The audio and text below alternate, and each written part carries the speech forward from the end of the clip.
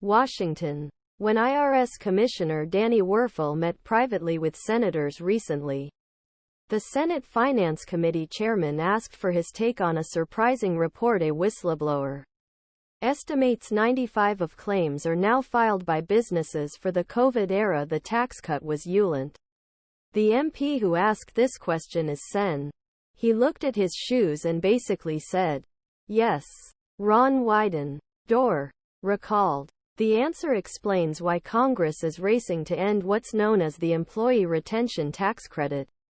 Congress created the program as an incentive for businesses to keep workers on payroll during the coronavirus pandemic. The demand for loans increased as Congress extended the tax cut and made it available to more companies.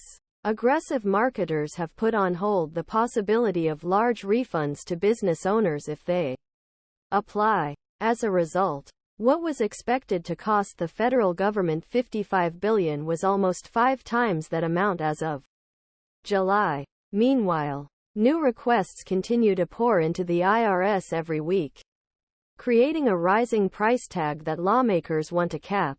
Liberal Sen. Elizabeth Warren. D. Mass. Conservative Sen. Until Ron Johnson. R-Wis. Lawmakers from across the political spectrum agree on little. I agree that it is time to close the program.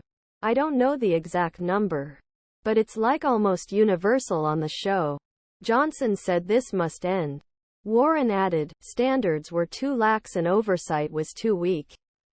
The Joint Committee on Taxation estimates that ending the program more quickly and increasing penalties for companies that promote improper claims would create nearly $79 billion in revenue over 10 years. Lawmakers intend to use the savings to offset the cost of 3 business tax cuts and a more generous child tax credit for many low-income families. Households taking advantage of changes to child tax credit would see an average tax cut of $680 in the first year, according to an estimate from Nonpartisan Tax Policy Center.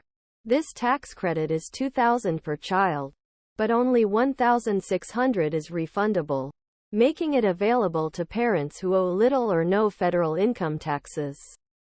A deal reached by congressional writers earlier this month would increase the maximum refundable child credit to $1,800 2023 returns, $1,900 for the following year and $2,000 2025 returns. The Center on Budget and Policy Priorities, a liberal think tank and advocacy group, projected that about 16 million children in low-income families would benefit from the child tax credit expansion. The package was approved overwhelmingly 403 by a House committee last week, indicating it has broad bipartisan support. But passage in Congress is not guaranteed because many key senators have concerns about various aspects of the bill. Wyden said a strong vote in the House could encourage the Senate to act more quickly. Yet passing major legislation in an election year is often a heavy burden. Under current law, taxpayers have until April 15, 2025, to claim the Employee Retention Credit. The bill W.